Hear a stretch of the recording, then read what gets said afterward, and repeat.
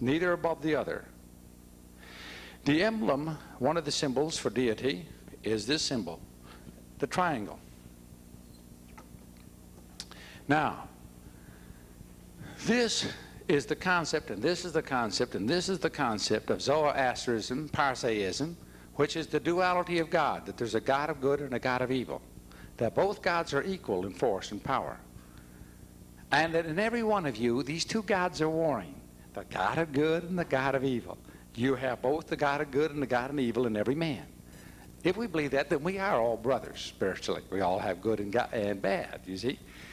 But you see, for those who have the, Christ dwelling within them, that's impossible. Believing that as it may, let's take a look and see what this doctrine says.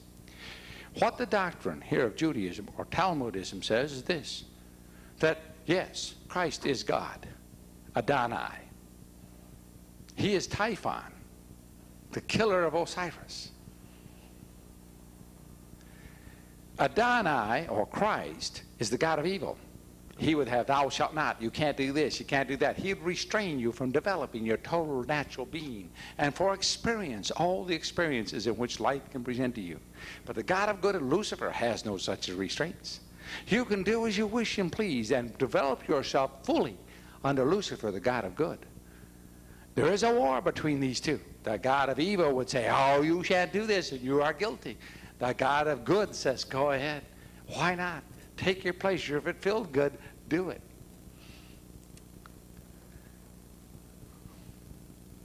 That's the doctrine of Judaism, of Zoroastrianism, the two-godism. What does the Bible teach? Lucifer would be like the Most High. What's the problem with Lucifer? He isn't. If you got to run for the office, you haven't got it. Lucifer's big problem is he wants to pretend to be God and he isn't. And there's a big problem. He can't admit he isn't, or otherwise, if he runs for it, he's got to admit he's not. He's got to pretend to be. And therefore, he is a deceiver. And he claims equality, but he has not. He's got a problem. He has limitations. Christ has none. But this doctrine, this is not the seal, by the way, or symbol of David, the sign, what do they call it, the Star of David. That's not the Star of David. We're looking in your dictionary. What is in the Oxford Dictionary? What is it listed as? The Seal of Solomon. Why did they change the name? Why is everything concealed and never revealed? You see, these religions are all the same. Now, let me give you the doctrine and philosophy of the religion for just a minute. And by the way, I'd like to suggest to you, for those of you who want to do a very excellent study by a person who is most learned and very is a book which is I Will Be Like the Most High, a set of tapes by Elder Conrad Gerald. And I am a little concerned. He has another set here which are super, and it's called God, Satan's Secret Orders, in which he first goes through philosophy. His background is philosophy. And he goes through the philosophy class, and he goes through the arguments of the existence of God. And then he will prove the existence of God from the point of view of philosophy. And then he will go through the nature of Lucifer, Satan, and his program. And then he will go into the secret orders. Very excellent if you want to get a view in much more depth than I'm going to be able to give you here today on these subjects. And as I say, he's well read in it. And one of the people in this world I feel have one of the keenest minds. And Conrad Gerald, in my estimation, is the finest scriptorian in the world today. I'm not saying there may be a better one. If so, I don't know of him. You know, as far as I know, he is the best. And now one day I was talking to one, a very excellent preacher who hates Conrad's guts. And I know the reasons for it, but anyway. And we're driving along, and I said, I knew how he felt about Conrad. And he just can't get over it. And I said, well, I think Conrad is one of the finest scriptorians that I know of. Certainly one of the leading scriptorians. He looked at me and said, trouble with Conrad, he is the world's best. And you know why nobody likes him? We know it. You can't get in a discussion with him and win. He doesn't beat you down by argument. It's just flip with me, flip with me, flip with me, read it, read it, read it, read it, read it, read it. You name the subject. Let's start out. Here, here, here, here, here. 27 places in the scripture. 1, 2, 3, 4, 5, 6, 7, 8, 9. You never saw a mind like this. Like a machine. It's the only thing he's good at. He can't earn a living. He couldn't turn a screw. He can't get a nut on a bolt. But when it comes to that book, every other thing he's absolutely incapable of doing. I've never seen a man. God does this with his people. He just makes it. He's tried to do everything else. He can't do it. There's one thing that he is called to do, and that is to know that book. I was out in California one time with one of the top so-called Bible scholars who's been lecturing for 60-some years. He's in his 80s. One of the sweetest, most lovable men. Sweet, lovable, and my friend for years, every time he talks to me, you know. Well known. Well, we were going out there, and Conrad was traveling along with me on a trip. And I had this little plane we're flying through. And so I picked up these couple of preachers down in Los Angeles, and we were going up to talk to him on it, because they wanted to talk on this doctrine of premillennialism with me along. And I told Conrad, I said, look, let's not get into any arguments. We just go up there and be sweet, smile all day. We'll come back home. It doesn't really make any difference anyway. No use getting in a hassle with these people. They're not going to change, and we certainly know better, so let's just leave it go. So anyway, we get there to this guy's place. All morning, lunch, everything, just sweet talk of everything but the Bible. He just kept them one nice story and a nice story, and just lovely. Finally, all of this time, he's picking away at Conrad, who was doing just as I told him, sitting there smiling, and just as nice. And that's hard for Conrad. Oh, does he love to get into him? He just loves it. You know he's itching, but he was restraining himself like I have never seen him restrain himself before.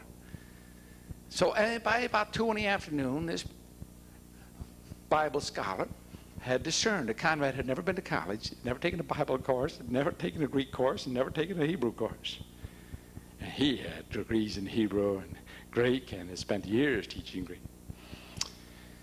So after a while, he's starting, because he's fishing with Conrad. I know he's fishing, and Conrad's holding off real nice. And finally, he's pecking away, and Conrad sits there with a nice smile. He said, I have a problem with John 5:24. That's all he said. And I didn't even know, what was going on. I'm sitting over there talking to these other two guys, and all of a sudden, this sweet, dear old man jumps up and walks over and says, I'm going to give you a lesson, young man. I'm going to give you a lesson in Greek. And he goes and gives that verse in Greek. And Conrad sits there with a nice smile and gives every use in Greek and quotes every verse of that use in Greek in the entire New Testament. And then he quotes the chapter in Greek and sits there, and this guy turned red and threw us physically out of his house and told us never to come back. And I didn't even know what was going on. I mean, I was just standing there. We were having a nice little talk with these other two preachers. The next thing I know, we're all out in the street, and this guy's in a screaming rage. All he did is just quote it in Greek. And I get out front, and I said, Conrad, what happened? And he's sitting there. He lied in Greek. When they go to Greek, they're going to lie. Why do they Greekify? First thing he found out, that I had never taken Greek. Conrad taught himself. He doesn't forget. You take Greek in college, you're going to forget it. When you taught yourself Greek, you know it. He'll whip anybody up and down backside on Greek. He taught himself every last word out of a lexicon with nobody helping, just going through a dictionary and teaching himself a language. You ever try that? You got to learn how to read this stuff first before you learn it, don't you? And I says, what'd he do? He conjugated the verb wrong. I said, why did he lose his cool? He says, simple. I'm supposed to come back with a standard comeback, and no one had ever hit him with John 5:24 before in his entire 80 years. And he was whammed to the wall, totally unprepared. And I says, you got him by surprise. He says, no, give him 20 years. He'd still be unprepared. His doctrine will not fit John 24, no matter whether he has 1,000 years to try to make it. The only thing you do when you get caught lying, you throw him in the street. That's it. Well, let's take a break. We have some spaghetti downstairs, don't we? Okay, so let's get some spaghetti.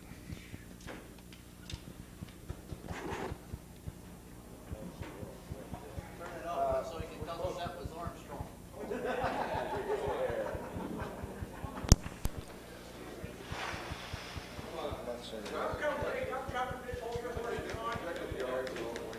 Mr. Crane, he can wait for us.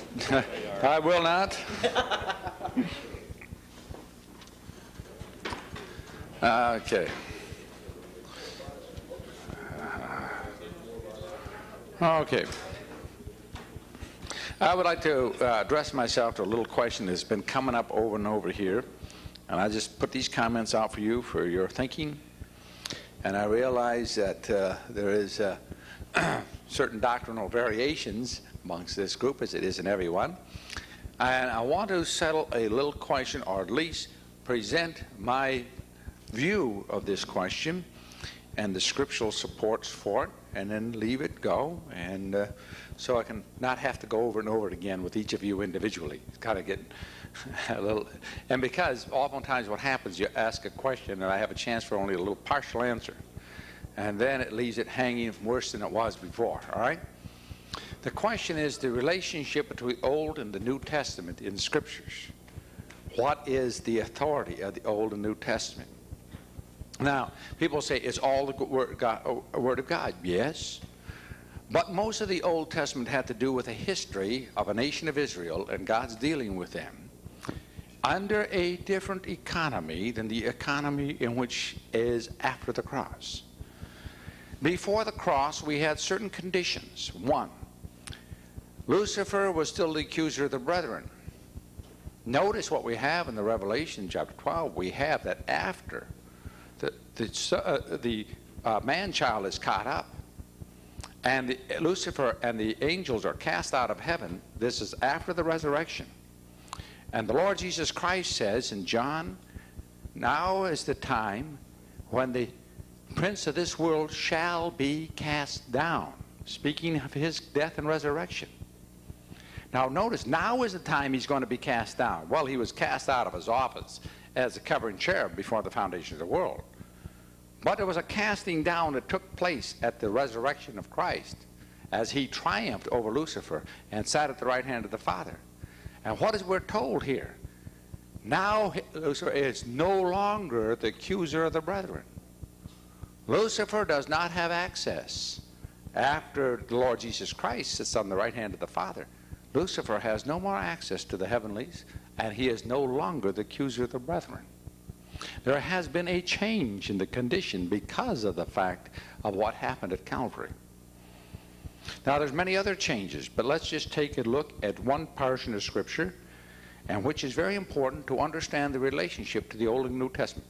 The principles of God, His sovereignty, His grace, His will, His calling are the same everywhere through the Scripture. It doesn't change. But His dealings with His people under the patriarchal age and under the law and before and after the flood are quite different. Quite different. And His dealing in the age of grace is different yet, though the principle is the same. All right? The economy and the method is changed. Now, let's see what happens. Paul is explaining this in the book of Hebrews. And he takes a long, lengthy explanation of this problem, because you're not the first ones that had the problem. He has said the Old Testament and the New Testament were covenants that were made. A testament is a will. Now, a testament is a promise. The promises made in the Old Testament were all to be fulfilled. And when they were fulfilled, that ended them. They were fulfilled. They were completed. Now, the second thing is that a testament is of none effect as long as the testator lives. The same God was the testator in the Old Testament, and He was the same God who was the testator in the New Testament. What happens when you make a New Testament? The Old Testament is void. Paul goes in this in detail. The Old Testament, that contract, that agreement is void. The New Testament replaces it. It does not mean that I have now disowned all my children, but I have made a new arrangement. All right, now, is the New Testament of effect? No, the New Testament has no effect. No New Testament has any effect without the death of the testator. Paul is giving you a real lawyer's analysis. Anyone knows without the death of the testator, the testament has no effect. Now it is evident that our Lord died for the New Testament, which is written in his blood. It is evident, Paul is saying, that the New Testament is the covenant of effect because of the death of the testator. He did not die of the Old Testament. He died under the New Testament. Now, this is the legal explanation. Let's go to the next explanation. In the Old Testament, we have a lot of history, a lot of promises and covenants that were made, and conditionals, and looking forward to the coming of the Messiah. The Old Testament looks forward to the coming of the Messiah through prophecies, through fulfillment of the law, to the preparation of the people of Israel, and these conditions and these events are recorded in the New Testament as having transpired. All right? As having transpired. How do we know what portion of the Old Testament still applies to us now? Well, the Apostle Paul tells us that we are not to be concerned with vain genealogies, holy days, the eating of meats. These are no longer the concern. Those things passed away. Why? The importance of genealogy and who a person's child was very important for one person. Purpose to prove the identity of the Messiah. When the Messiah's identity was proven, why? On Palm Sunday, all those Jews had to do to say that Jesus was not the Christ was to take the records in the temple and prove he was not of the tribe of Judah, that he was not a descendant of David, because the Bible said he had to be. It prophesied his tribe, his birthplace, and so forth. Why didn't they call him down when he was being hauled in as the king of the Jews? Why didn't they call him down? Because his records were good. They would have or they could have. They didn't need the plot to kill him if his records were wrong, because no one would have listened to him if he could not have fulfilled the prophecies. He fulfilled the prophecy in the law in every part. What was the purpose of bringing that Old Testament? So that he would fulfill and we would know who he was, to prove his identity and who he is. Now, once that had been done, God has the records of all Jews destroyed, burned, destroys the temple. He destroys Jerusalem. He's through with these people. That's the end of that. They had fulfilled all in which he had chosen them to do. That was completed. He made his covenant with Moses. What? When was that? How long was that covenant to be made? Until Messiah came. Messiah did come. Now when Messiah came, that ended that covenant and the promise. As Paul said, the promise made to Abraham was not to the descendants of Abraham. Galatians chapter 3. Paul says, you people say, oh, we're the children of Abraham. We have Abraham as our father. He should read the book. It doesn't say the seeds of Abraham. The promise was made to the seed, which is one, which is Christ. What was the promise made to Abraham? That God would send the Messiah. And the promises to Abraham were the promises to the spirit children of the Messiah, Christ, and not to anybody else. Now, these people don't want to read Paul. They don't want to read Paul, who is the apostle unto the Gentiles. Why? Because Paul said, that's finished. Was it true? Yes. Does it take it away from being God's word? Not at all. But simply has no application. For we, brother, are not of the law, which is of Mount Sinai, which is gendereth unto bondage, which is Hagar, Mount Sinai, which is now in Arabia, which is in Arabia. No, we, brethren, we are the children of promise. Who's he talking to? To the church? The church at Rome? Or Galatia? Well, we, brethren, the church, we're the children of promise. And what shall we say then? Shall the children of the bondwoman of the law, of the Old Testament, be heirs with the children of the free, of the New Testament, written in his blood, the testament of grace? The children of the bondwomen of the law shall not be heir with the children of the free. Galatians chapter 4. Now, I didn't say that. Paul said it. Now, my point is this. If you want to understand, I think, the relationship of the Old Testament to the New Testament, you have to understand this, that the New Testament is the law or the effect because of the death of the testator. In the New Testament, every doctrine that applies to the child of God in the age of grace will be found. Everything of commandment of you to do and instruction for you in this life and walk, you'll walk through this life, will be found in the Pauline epistle, from Romans to Hebrews. There is no doctrine applicable to the age of grace not found in the Pauline epistle. Now, there's no new principles there, but you will find in Paul a full and complete explanation of what you have only in bits and pieces and types elsewhere. What you see then in a shadow, as we see through a glass darkly. Paul said, now is made known the mysteries of the gospel. The purpose now is that the Lord has done. We have made known the mysteries. It's no longer a mystery if you know what it is. These things were mysteries in the Old Testament, but the Gospels and the epistles make known or reveal and explain.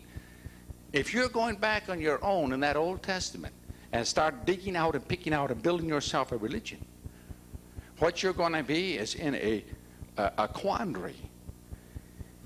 Go first. I would suggest this for those of you who are, and those who are not interested in the Bible, you just forget this part. All right? If you want to be serious in Bible study, 1, study the Pauline epistles. 2, study the Pauline epistles. 3, study the Pauline epistles. And when you've got them nailed down, and you know what they say, study anything else you want. It'll open right up to you.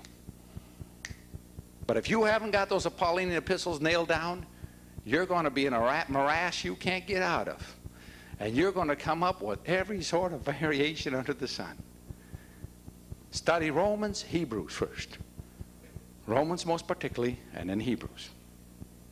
And then you have a foundation in which now you have enough information that you can judge what you're reading.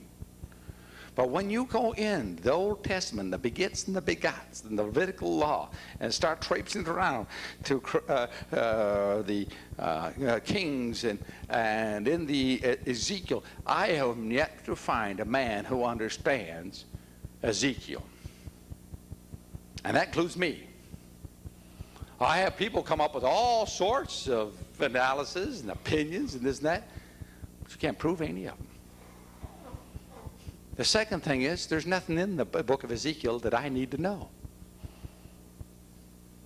I don't have any of it in the New Testament of any importance. If you go back in there, you can go and concoct yourself up any sort of future history you want to. It is so symbolical, it is so metaphorical, and it's so open to the wildest imaginations that it's best to, particularly unless you are a real, thorough, advanced Bible scholar, to kind of leave most of the book of Isaiah, Jeremiah, Ezekiel, give it a birth, something way down the back. What happens, you know what happens to the person who first starts reading the Bible? Somebody plows him into the Revelation. Whoo, man, you take a new babe and put him in the book of Revelation, and this guy goes absolutely ape out of his brain. It's all metaphor.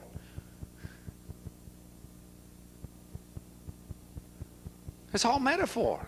And you let a guy wander around with no real sound basis in Scripture and metaphor, and he comes up with every kind of cockeyed thing under the sun. The book of Daniel. You got all these people who can't count. They go 68, 69, 69 and the 10th, 69 and the 20th, 69 and the 30th, 69 and the 40th, for 2,000 of these things before they can get to 70.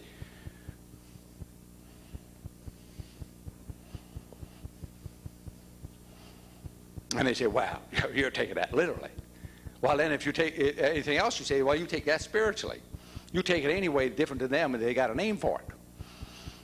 The simple thing is, I just read it. But those are not things for the neophyte. Do get their groundwork in Romans. And I'll tell you something, when I find these people who wander around in these Old Testament religions all the time, every time they get off on these things, they don't know their Pauline epistles. And they don't declare them.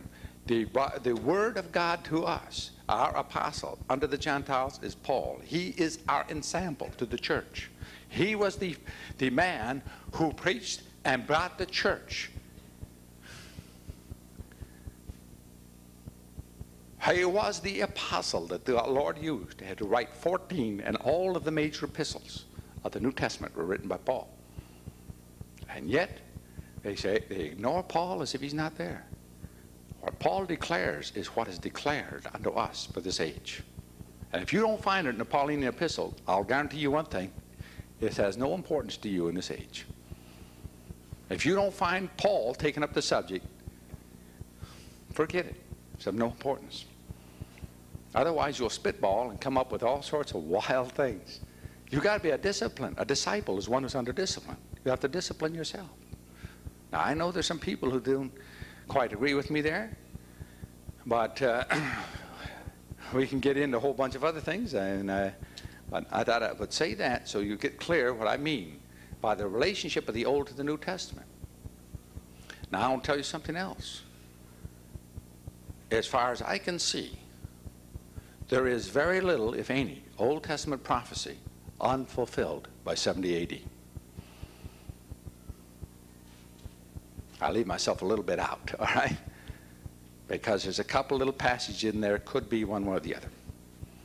And I couldn't be dogmatic and say that they are fulfilled, but they are unimportant, all right?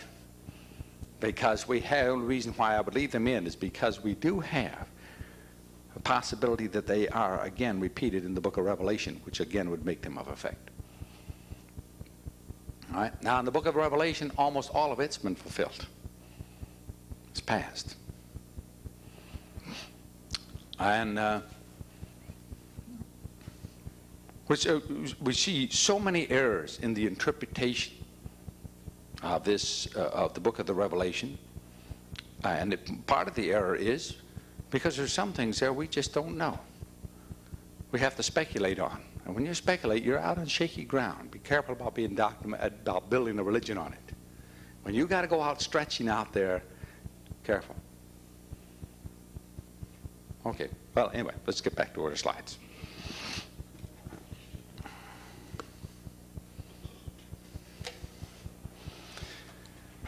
All right, we're here looking through, again, fraternal order to the police, the five-pointed star, the sun ring, the sunburst. Here we show Ralph Nader reports, the truncated pyramid with the all-seeing eye and the balance scale, which is the religion of works. Good people go to heaven and bad people go to hell. Isn't that it? That's not the Christian faith. The Lord came to save sinners. He didn't come to save good people. He came to save bad ones, those who need a Savior. Machinist union, see the compass, a square, the sunburst, the six-pointed star, and the emblem of the colors. And watch here. The International Association of Machinists, I am. I am is Jehovah, the name of God. This is in Versailles, Louis XIV, the Catholic monarch of France. See here in his private altar, the all-seeing eye, the truncated pyramid, and the sunburst. This is in the Vatican. This is Peter. Did you know this is the fisherman Peter? Do you see him there? They kissed the toes right off of this piece of granite. Now, what is that sunburst behind his head? Pick up the Vatican literature. Know what it tells you? This is really a statue of Jupiter in which we converted it and call him Peter. The Vatican admits that this was the statue of Jupiter.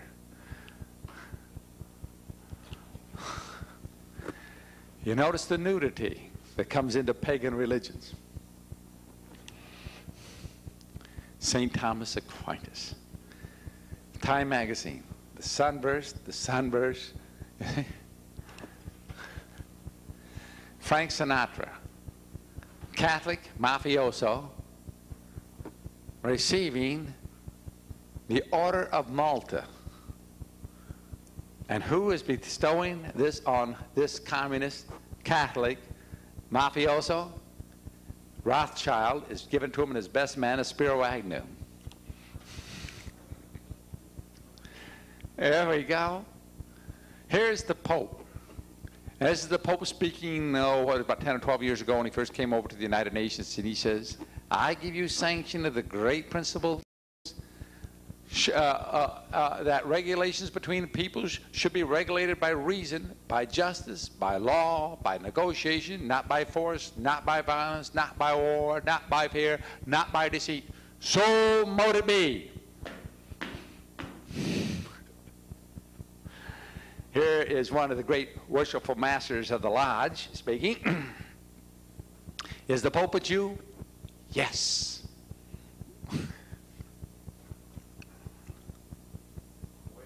Way back. He is the leader of the Hellenic Pharisee cult. He is a Pharisee of the Pharisees. Is he a racial Jew? Who cares? Is he a spiritual Pharisee? Amen. Hardcore. He didn't get there if he wasn't. I'll guarantee you. Now watch something. Did he say that the relationship between people should be regulated by God's word? By the declaration of an insolvable... Watch what he said. The relations between nations should be by reason, Gnosticism, by justice, by law, by negotiation, not by force, not by violence, not by war, not by fear. Nothing to do with God in there at all. All right? Notice the whole absence of that a little bit. Allow us to congratulate you on having had the wisdom to open this assembly to the young peoples, to the states which have recently attained independence and national freedom. Their presence in this hall is proof of the universality and magnanimity which inform that principles of this institution. So mote it be. You know what I mean by so mote it be? And every prayer in the lodge ends with, so mote it be. We all stamp our foot 3 times. All right? I wondered if they all stamped. I don't have. If you think about it, whether all of those people and those delegates stamped in the United Nations when he gave the prayer end. Let's go to the Vatican. Here in the Vatican, we have Baal's shaft. But this Baal's shaft is a particular one. This was the shaft of Nero, Emperor Nero's shaft, which came out of the Circus Maximus from across the river over near the Villa di Malta. Now, that shaft is a one-piece stone and was hauled across only 300 years ago and set up there between the female legs, that's what that is to represent. And we have around here all these small obelisks, and down here we have an avenue all the way to the river of obelisks on both sides, a whole avenue of obelisks. I don't know how many, there must be 40 of them. Big obelisks all the way down to the river. Looking down on the top of this, you'll see that this building is laid out in the shape of a goat's head. This shaft, Nero is the one who used Christians for torches in the gardens during his parties, as he put pitch on them and had them lit around his garden to light it up at night. He killed his own father, his own mother, his own wife, and his own brother, besides being accused of burning down Rome. Let's go into this humble preacher's little office. Here we see, back here the sunburst, the sunburst, the sunburst, the sunburst, and up 7 steps like all worshipful masters sits the worshipful master with his crown on his head, the Dagon crown of the fish god. And on that crown it says, what is it? Deus Fidelis Deus, no, let's see. Vicarius Fidelis Deus, isn't it? Substitute Son of God. And if you add up the letters, which in Roman language, of course, are also numbers, you come up with 666.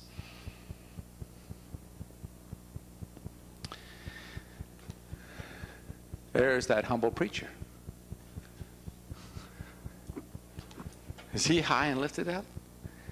Here is a meeting at the Villa di Malta showing the Don Antonio Rodriguez, diplomatic representative of Chile, one of the 34 nations recognized by the Knights III Roman headquarters as a sovereign state. The 900-year-old order of chivalry founded in Jerusalem before the Crusades. Wait a minute, who was in Jerusalem before the Crusades? Yeah? The old man of the mountain. the assassins. And what is this? This is one of the most ancient of the Masonic orders. And what was established there? What was established there was the Order of the True Rosy Cross, the Knights of the Rosicrucians, the Knights Templar, the Knights of Malta. And what do they hide behind? That they have hospitals and ambulance corps for the relief of refugees. The Shriners, those great paragons of morality, hide behind crippled children. Here we have an interesting man, a man named Allende, who was president of Chile, an open member of the Communist Party under discipline, who was a Roman Catholic and 33rd degree Scottish Rite. Now, isn't that an interesting combination? Well, here we have a good Mason, George Wallace. Hey, here you go, whichever way you want. You got the same thing. Let's go back to look at Egypt a little bit, these caskets. Here is a casket, very elaborately done, beautifully preserved. And as we look at these caskets, we will see that these are not just a casket, but it is a scripture. This is the, by the way, this is the scripture right here of all pagan religions. We'll get to it in a minute if we have it right. There's Anubis, jackal god, the eagle of Baal, and so forth. But it's all over it. We'll see these all on the reliefs, on the walls. And again, let me see if I have a better copy. We'll go back here. Hey, where'd that come from?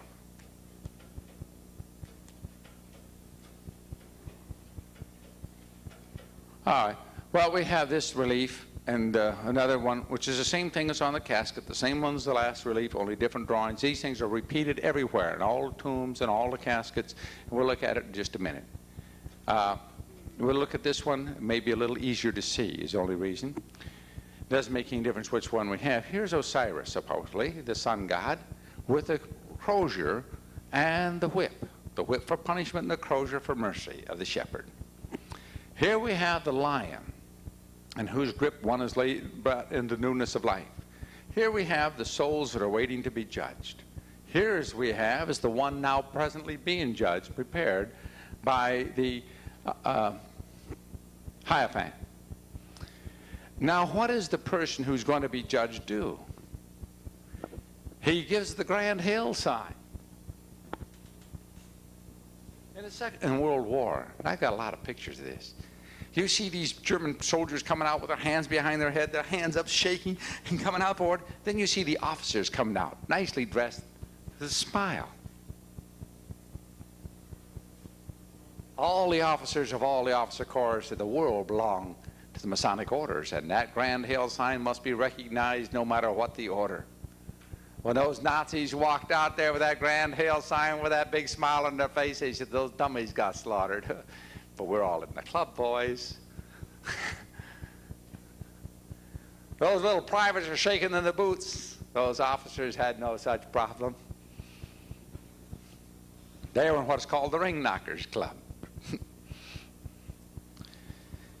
Anyway, what's happened here? The balance scale we keep seeing over and over again. All pagan religions are based on works. Good works outweighing bad works. What you do in this world is going to determine your eternal destiny. That the creature, by an act of will, can reach divinity. And this is the message of the Egyptians, the message of the Masons, and the message of Billy Graham. That you, by an act of will, by a choice of your will, determine your eternal destiny. The Bible does not teach any such doctrine. It flatly refutes it. By grace are ye saved through faith, and that not of yourself, not your faith. Watch what happens. Take the New American Standard. They have changed a little word in there. It looks like not much. Sounds almost the same. In the King James it says, the faith of Christ saveth us from all sins. The faith of Christ. In the New American Standard, it's the faith in Christ. You now have a 180-degree reversal of the entire doctrine of the New Testament and the Old. It's not the faith in Christ, it's the faith of Christ. He was faithful in the end. It is we are saved by grace through faith, and that not of ourselves, not our faith, his faith. Okay? For we are his workmanship, not of works, lest any man should boast. If it was our faith, we could boast, couldn't we? Wow. By grace, through faith. Now, not of works. These religions, and here in the hand we'll always see the ankh, the circle with the cross, the female, the male, the symbol of life, the symbol of Lucifer. We see all these male and female symbols today, and see the kids wearing the ankhs around their necks. Ankh is a verb in the hieroglyphics. It is a verb of to live. All right? It is the verb of life. The bottom part is the male reproductive organ. The top is the female. Anyway, these works are written down, and these souls are being judged. And by the way, we should have Anubis, yeah, the jackal god. The jackal god you see in the Valley of the Dead has been ruled for 2,000 years by jackals, which roam around in the Valley of the Dead. It's the only thing that lives over there. All right, now we go and take a look here. This is in a Roman Catholic French newspaper, translation in English. And I'll just quote this. This is a translation in a French Catholic newspaper of a La Maison, the Masonic, French Masonic, an article in the French Masonic magazine, all right? Translated in English. You got, oh, well, anyway, it comes out some way. We, for traditional Freemasons, are taking the liberty to paraphrase and transposing this word from a famous statesman, which we adopt as circumstances. Catholics, Greeks, Protestants, Israelites, Muslims, Hindus, Buddhists, freethinkers, free believers are among us mere Christian names. Our family name is Freemasonry. What they're saying is all of these aren't really anything. The real religion is Freemasonry. And behind each of these things, and notice what they have interesting here. Catholics, Greeks, Protestants, Israelites, Muslims, Hindus, Buddhists, freethinkers, free believers are among us mere Christian names. That's true. Our family name is Freemasonry. That's true. Notice there's one religion missing in that list. The Christian religion.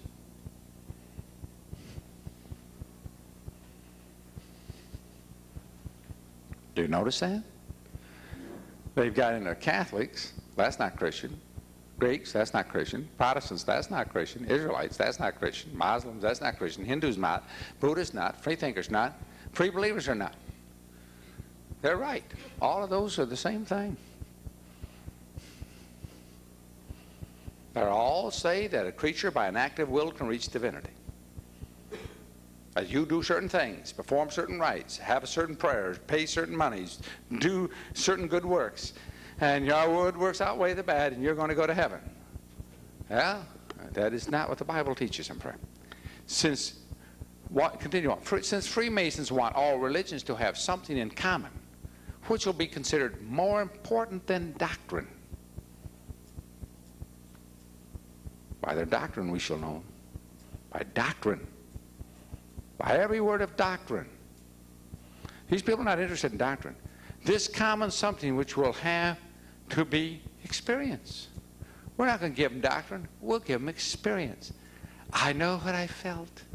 I know I had an experience. And that is the religion based on it.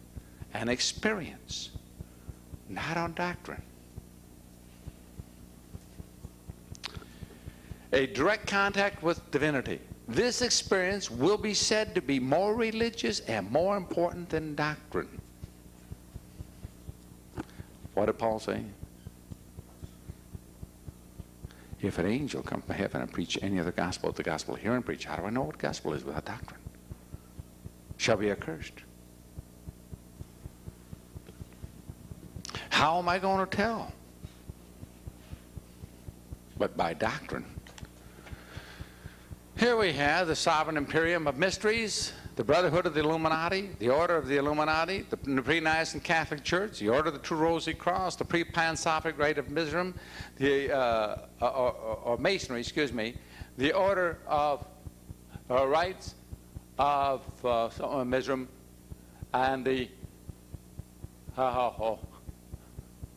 Charitable Order of San Raphael. This is the consortium of the mystery religions headquartered in England, and the only two places I know where you get their material is in London, England, at the Frasius Lucius, that's the Fraternity of Lucifer, or Brotherhood of Lucifer, and their offices in the United Nations in New York. All right? Interesting, rather, place. Anyway, let me read this. This light is kind of poor here. The Brotherhood of Illuminati. Maybe it's better over here. Maybe it'd be better if I got my glasses on. Can we turn off this front row of lights? We've got too much light on in here. That's our main trouble. You can't read it neither. Yeah, I can't. Somebody's gone to. There we go. You found something? There we go. Oh, boy, that helps an awful lot. Huh? The Brotherhood of Illuminati is universal in the true sense that we have no dogma, no creed, no fear, no false claims, no explanation of spiritual things, but seek to serve God and man by service. Sounds just like out of the Blue Book, the Birch Society, doesn't it? We make the claim that unless we serve man without the thought of creed, sect, race, or color, it is impossible to reach that state in which we would aspire, and we therefore invite all people to join us in us to work for the restoration of the true brotherhood. Remember, we're going to restore something always. Let's see how this true brotherhood, since brotherhood is a reality in nature, see how it starts out? Since brotherhood is a reality in nature, an assumption. Is it true? No, it is not. False assumption will lead you to a false conclusion. What's the first thing a Mason will tell you? Oh, we're all brothers. No, we're not. I'm not his brother, spiritually or physically. I deny that. We must seek this in the spiritual sphere, and to realize the concept that we must seek to reach the spiritual reality, the Christ consciousness, Christ reality, whether Muslim, Buddhist, Hindu, within each and every one of us. We're going to reach the Christ consciousness, whether Buddhist, Hindu, or Muslim, in each and every one of us. Now, at first, that kind of seems a little strange, doesn't it? Until you understand what they mean by Christ consciousness. That means you discovering that you are God. You are Christ.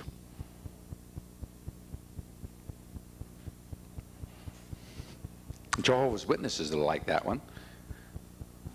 Anyway, it is your discovery of your consciousness that you are the Christ. Let me go on to show you that this is true. No matter what is called themselves, no matter what religion or name they use for the living reality of God within, it always meant the same, the finding of the ever reality of God within, the goal that all true men who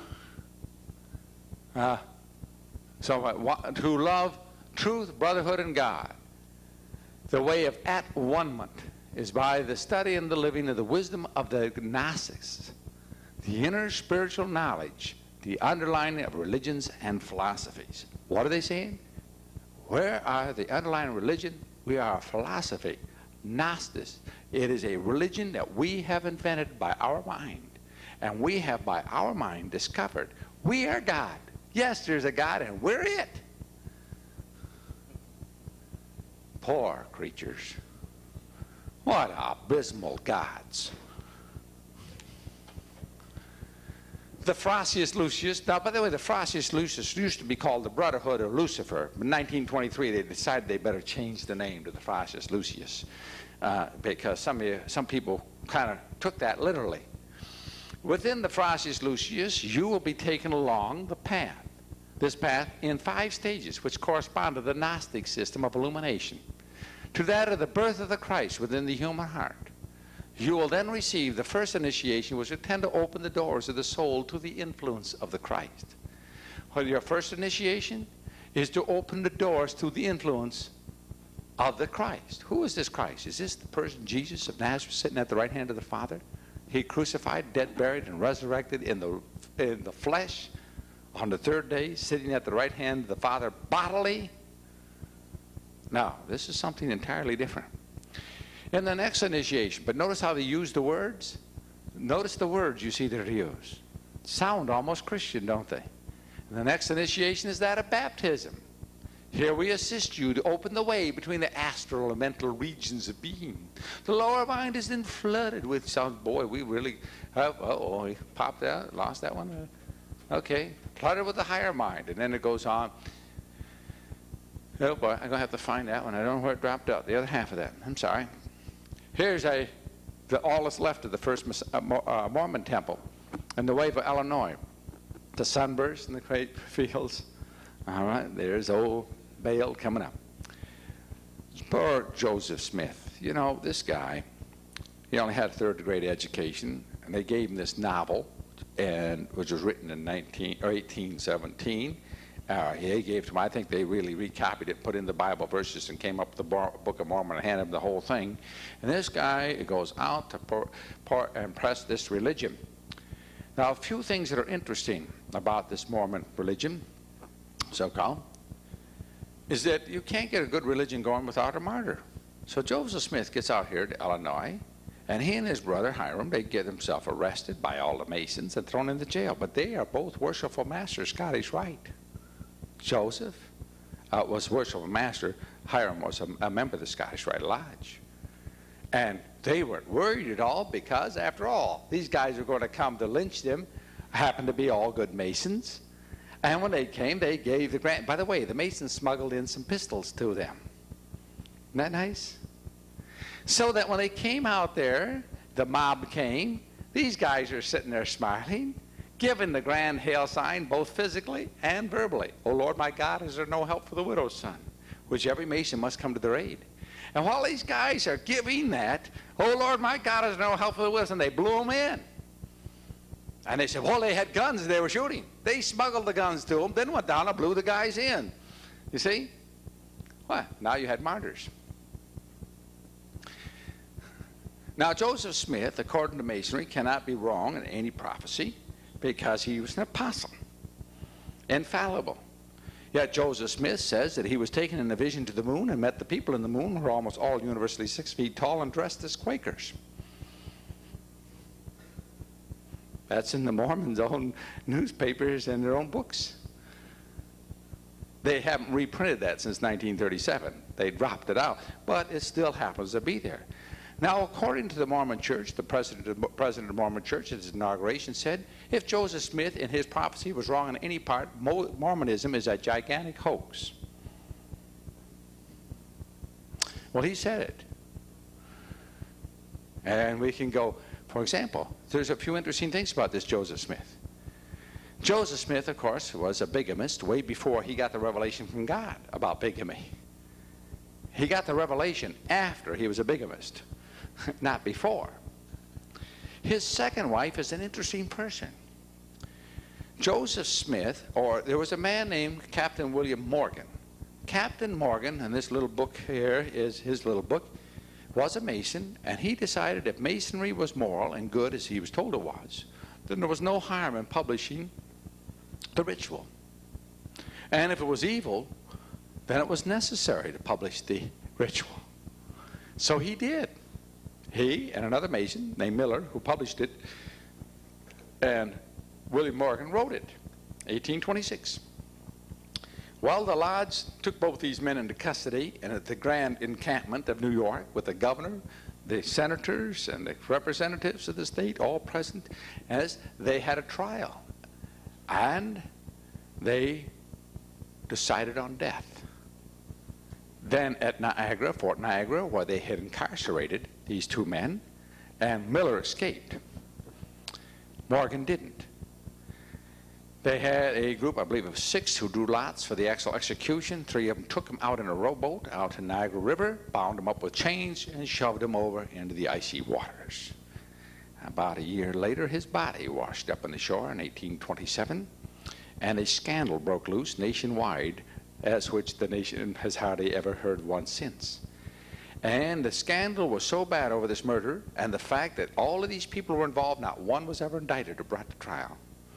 That would be interesting, wouldn't it, huh? Where were they going to find a judge? But the newspapers, the politicians of this country had to take a position, pro or anti-Mason. The churches took positions of pro or anti-Mason. And many of the churches will have anti-Mason clauses in them that stem from this time. The state of New Jersey outlawed any Mason from holding public office, since it would be criminal for them to do so, since they've already broken any oath of office before they ever arrived. And things like this happened. The anti-Mason party was formed, and it almost won office when it found out that the leader of it, their candidate, happened to be a secret Mason. But the Masonic party finally did elect the president, the anti-Masonic party, in 1860. Didn't know that one, huh? The Republican Party is the anti-Mason party. It was renamed in 1856. All right? And every member of the cabinet was a Mason but two, Stuart and Lincoln. And the night Lincoln was shot, Stuart was stabbed on the other side of town. That wasn't a lone assassin, was it? His throat was cut. Stuart was Secretary of State. Yeah, Masons had a little job doing it. And by the way, the Secretary of War admitted his part in it. And Grant knew about it. He got out of town. All the boys were in on that show. Anyway. Oh, I got to the point about this Captain William Morgan.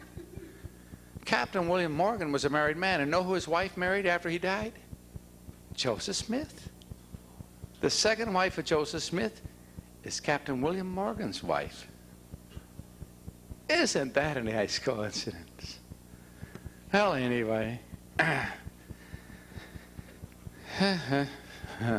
Well, here we find, I one time went down to an encampment of the Klan on, what's the name of that mountain there? Stone Mountain, Georgia, right outside of Atlanta. There's a mountain there with all of the boys, you know, Jeff Davis and Robert E. Lee and all Stonewall and all those good guys. And I decided maybe how many of you have ever seen that? They kind of went wild with the jackhammer, and they got this thing half done, and they realized that the guy had blown the whole thing, and that big rock is sitting there unfinished, and they don't know what to do with it. All the horses are smaller than the guys. The horses are big dog size, and the whole thing is just big guys sitting on these itty-bitty horses, and all in a great big piece of stone sitting there like a big sore thumb. Anyway, it was seen for a mile. Now, on top of that mountain was the founding of the Klan and the Ku Klux Klan. But the Ku Klux Klan was not founded then. In 1860, or let's put it this way, every member of the Union cabinet, but Stuart and Lincoln were a member of the Ku Klux Klan. And every member of the Southern cabinet, including the president of the Confederacy, were all members of the Klan. The Klan then had a different name. It's called the Knights of the Golden Circle. But the Golden Circle in Greek is Ku Klux. After the war, the Golden Circle, which is what wiped out Lincoln and ran this little show, had a name change in 1868. The Knights of the Golden Circle, which was operated by England under the Crown, from England, it was headquartered there, disbanded. And immediately that day, the Ku Klux Klan was formed. The Klan is a lodge. Anyway, here's a little book I have over here, a very interesting one. This is a book by a man named Ronaney. Ronaney was a worshipful master of Scottish Rite Lodge, raised a Catholic, and then converted to the gospel. And he writes a book which is very interesting. The title of it, it says, containing the thorough explanations of the signs, cryptic passwords, so forth of the Freemasons. And I'm trying to think of the part on the front cover, comparing Masonry, Catholicism, the mystery religions, and comparing them all with the Bible. And he wrote this is a very fascinating work. And let's kind of conclude this portion of the session with this interesting little cartoon from Little Orphan Annie. With all his mines and oil wells in the Orient, Daddy's been out there hundreds of times. But he says one time he traveled to the East but didn't make a dime. Meant more to him than all the other trips he'll ever make. I don't get it, do you? And there's old Sandy giving a big wink. You see, when you go into the lodge, you have no money in your pocket. You have nothing to buy with.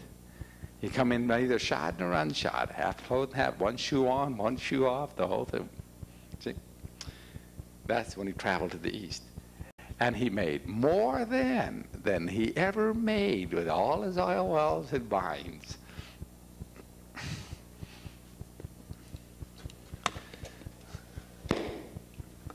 All right?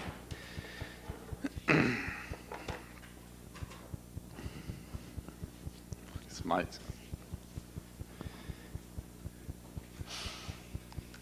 What we're talking about, I want to just end you up with not too much on a note as is, that the conspiracy is as natural with natural man as breathing. The thing of people sitting in a company deciding, oh, look, if we do this and we do that and we're going to get this, this is done all the time. The only difference with these conspirators is that they are better organized, that they have put on ruthless penalties, that they will extract those penalties. That keeps the troops in line. They pay off to those people who go along and play their game by giving them nice little inside tips in the market, nice little helping hands. You play the game, you go down to City Hall, and your plans when you got that ring get stamped out. Bing, bing. Yes, brother. And you go in the Army and you find that you get the promotion if you got the ring. You go down and you find doors kind of open. That all sorts of kind of nice things happen to you. Why, of course, you just didn't join this thing to join any evil conspiracy. You joined it to sell insurance. That's why most people get, you never found an insurance salesman, honey, didn't go and join a church. He's looking for customers. Now, those of you who are insurance salesmen, I'm just taking that as a, well, yes, I am. Okay. Now, but what happens is this. You start receiving favors from these people, and they will call for the day in which you are to pay the price for them. There's nothing free under the sun. Earth has its first for the price Earth gives us. The beggar's tax for the corner he lies in. The priest has his fee who comes here and strives us. We bargain for the fields we die in. The devil's booth, all things are sold. The sounds of dross, the sounds of goals. Bubbles we buy with the whole tasking. Only God that may be had for the asking. You see what it is in this world. Here's a young fella. He's coming along. Nice, bright young fellow. Here's a nice member of the Illuminati, third degree, Shriner, respectable citizen, takes this young fellow under his wing. I have a fellow telling this one day, and here's a guy out in front, he goes, that's me. Just that happened. He says, now here, takes him down, says, join the lodge, everything's taken care of, I take care of it. And then he says to this nice young man, say, of course this guy's driving his Rolls. Got his big cruisers, lives in his big house, makes money. One day he says to him, he says, hey, Bill, I like you. I'll tell you what. Have you got any money? Well, I got a couple thousand put away. Put it on Ajax Mining, 4 o'clock next Wednesday. Hold it to Friday at 3 o'clock. Oh, I don't know about that. If you lose a penny, I'll make it up to you. You won't lose a penny. This guy goes down all trembling. He goes down and he puts his money on this thing, and it triples in 2 days. That's the way it's done. He goes back. Oh boy, he wants to hang around this fella. He's got himself something. The guy says, Columbia medals. 11:30 Tuesday. Be out Wednesday. 215. Happens right on the money. These markets aren't a market. They're a rigged show. There are people who know.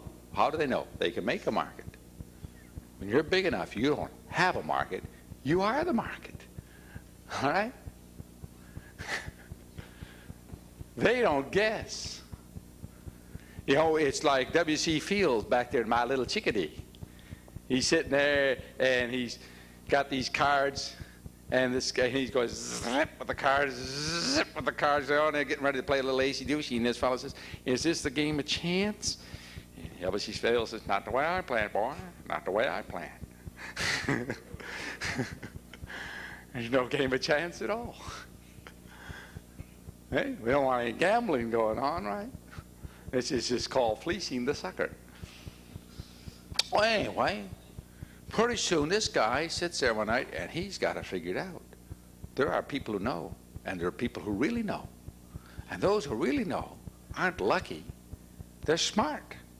They're on the right side, on the inside pipeline of whatever it is that makes this thing tick. These guys know. This guy becomes the lackey, the trainee, the extra ego extension of this older man with this young, bright fellow. And he just brings this guy, and this guy is starting to clock down 2,000, 3,000, 5,000 a week. You know, he's not doing bad. And he starts buying nice cars, nice boat, nice home, big mortgages, living. He is a successful man. But his job pays $250 a week. But his bill's now at $4,000 a week. Now you see, he can't alienate this friend of his. If he ever gets out of line, if he ever doesn't do as he's told, if he ever squirms, if his conscience ever bothers him of anything he's ever told to do or be or follow, this fellow just has nothing to do with him. And he finds out he's got mortgages and payments he can't make. He can't breathe. This guy didn't do anything to him, you see. It's like heroin. Once on that hook, you're on it. See? Here's this guy, this friend of mine. This guy got converted to the gospel. He went in and told his Masons off. He told off this multimillionaire. In 4 or 5 months, and the wife in their hard times, they couldn't pay their bills, and she's on him, that broke this guy down into nothing. And now he's nothing but a crawling, sniveling worm, trying to crawl back in, and he can't get in. They won't let him in. And he's all in the worst, most miserable world. Miserable with himself. He's desperate. He's desperate. He's in a physical, terrible condition. You wouldn't believe. You want to play the game?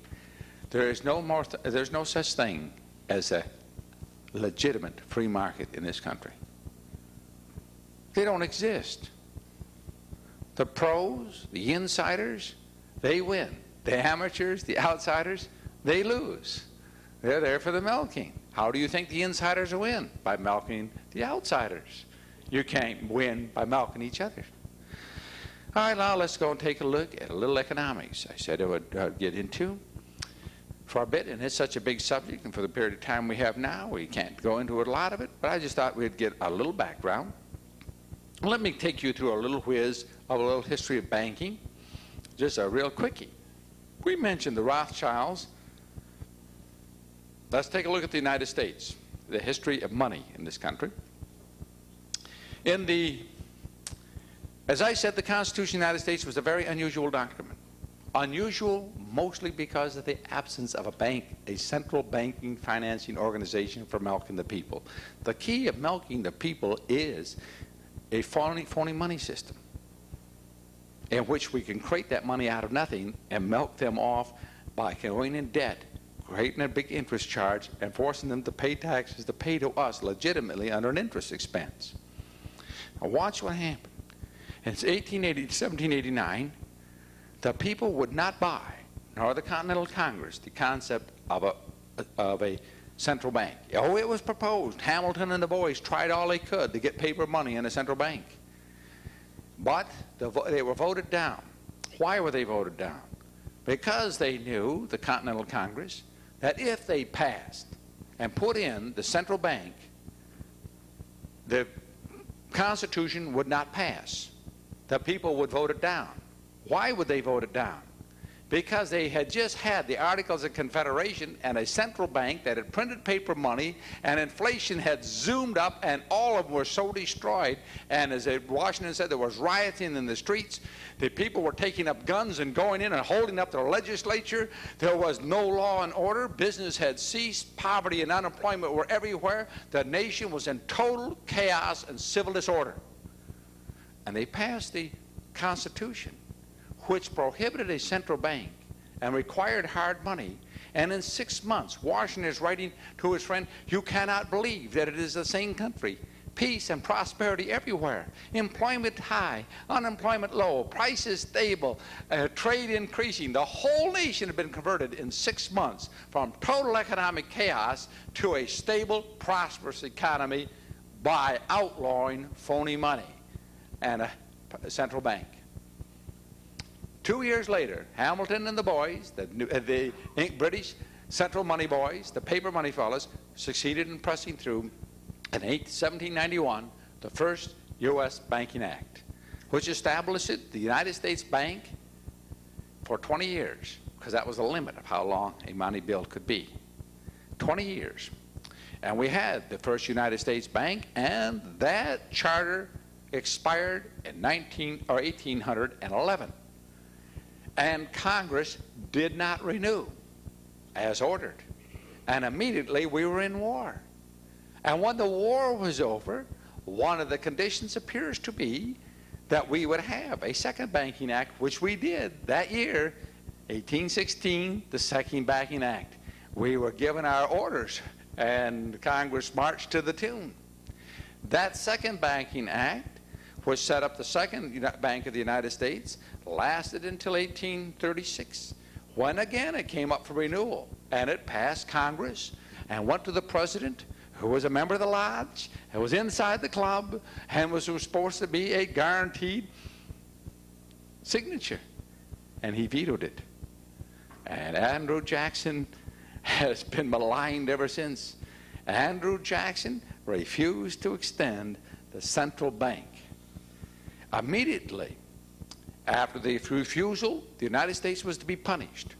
The banks in New York, particularly, withdrew their money from the United States out of the banking system, and we had the bank panic of 1837. In the middle of that panic, a man named August Belmont arrives from Germany, from the Rothschild Bank headquarters on the Main, and with the money he now finances the crushed banks, and they joined his system, and he set up a de facto Federal Reserve system, in which was now Rothschild owned, but it was not legally sanctioned. We now needed a war, and that war was arranged as in 1850. Bismarck says in his diary that he was at a wedding of the Rothschilds while it was the war in the Civil War in the United States was being discussed. This is 1850.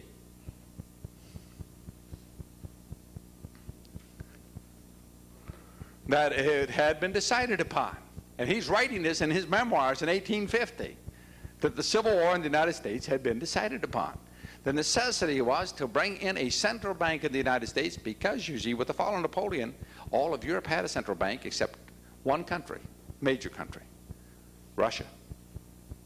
And the only other major country in the world without a central bank under Rothschild control was the United States of America. But with August Belmont, they had in effect done this, but they wanted to make it legal. They wanted to have it so that it was now had the sanction of government behind their debt. And so, with the Civil War, we now have the passage of the Banking Act, and now which outlawed basically the state banks and the private banks and put them under federal control and charter. And we had, of course, the massive loans with England, And we had the plan, of course, was for the Union to lose.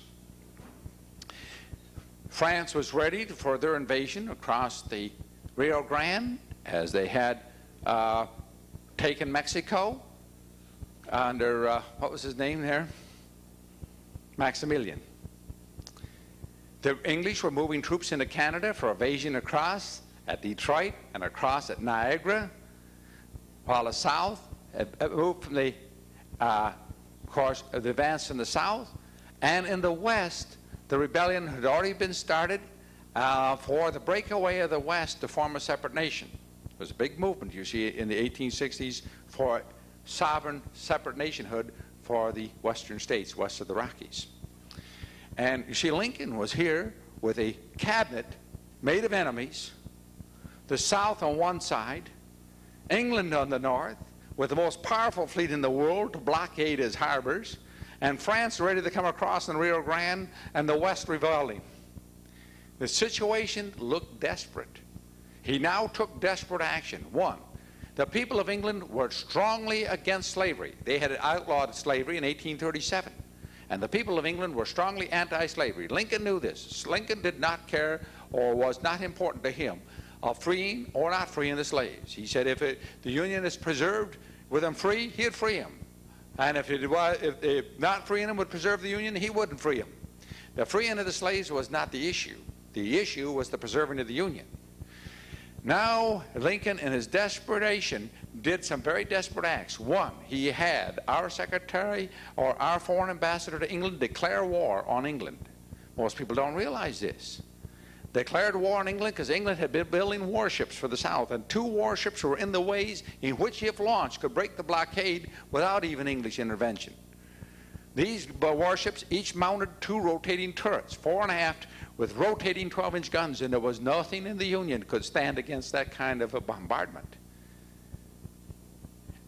And the war was to be declared the moment either ship touched the water. On the day of the launching of that ship, the people of England, of course, I think Lincoln had his agents out there stirring them up, but he had mass marches before the Parliament, mass demonstrations, and at the last minute, the Parliament ordered the launching stopped. It was that close down to hours. But the reason why the English crown pulled off of the war is that the only other nation without a central bank lent their entire fleet to Abraham Lincoln. Russia sent the Baltic Fleet into New York Harbor. Now, the Baltic Fleet, operating at short range against the British fleet, operating at 2,000-mile range, gave Lincoln military superiority, naval superiority on the East Coast. The Tsar of Russia sent the Pacific Imperial Fleet into San Francisco to put down the rebellion. Lincoln had nothing to reserves to send to the West. And those 2 fleets stayed in New York and in San Francisco for the rest of the war. And the Tsar put them under Lincoln's command. Now, the Tsar was known as the Great Emancipator. He freed the serfs in Russia, and they blew the Tsar up. Wham! They blew him up, and they shot Lincoln. They got them both, didn't they? Anyway, you know, I was standing on the bridge in the Peter Paul Fortress in Leningrad a couple of years ago in a snowstorm, and we had this girl who was a guide, very bright girl, real sharp gal. We're going through the Hermitage and so forth, and her knowledge was really quite a sweet girl. And the people had walked ahead. She, of course, walked along behind to see that everybody was getting on into where they were supposed to be. And I lingered back, and I came up behind her, and I says, Tasha, I'd like to talk to you about Russia and Lenin. I said, do you realize that in 3 wars, the United States and Russia have been allies? In the American Civil War, it was Russia that came to the aid of the Union. In 1917, we were allies, and we were allies in the Second World War. And yet your government tells you that we're enemies. And my government tells me that we're enemies. And she says, if we talk, we die. If we talk, we die. I said, I didn't tell you to talk. You just stand there and look out over the river. You're not going to do any talking. I'll do the talking. And I was explaining to her the millions that Lenin received. And I was explaining that what happened, you see, in this the Civil War. And notice that the emancipator czar and the emancipator president were both blown in because they didn't have a central bank, and they both got one.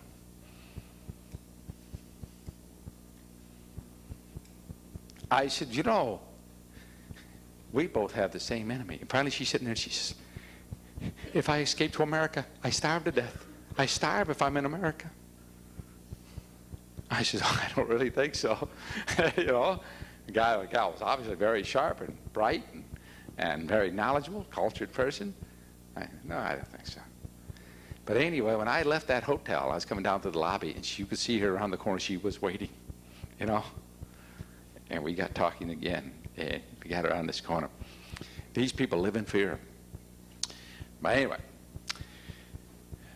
the central bank was partially established. And what was established was the one thing they had not been able to do since 1789. They got a paper money. A paper money. At first, you back the paper money, it runs very good. Then, at first, it's United States paper, U.S. debt. And, of course, we're not paying interest on it. The government printed. There's no interest, right? No debt has been created. They just created this paper money. It's non-interest-bearing notes is what it is, isn't it? So the government doesn't run any deficits. There's no extra taxes. But by 1913, they started a new thing. A private company called the Federal Reserve Bank, which is not owned by the government, nor is it an agency of the government, now is allowed to print paper notes. And they lend these paper notes to the government, and the government pays them interest on the paper they created out of nothing. And from then on, we pay to the secret owners of the Federal Reserve Bank, and they are secret. There are 3 classes of stock authorized in the Federal Reserve Act, Class A, B, and C.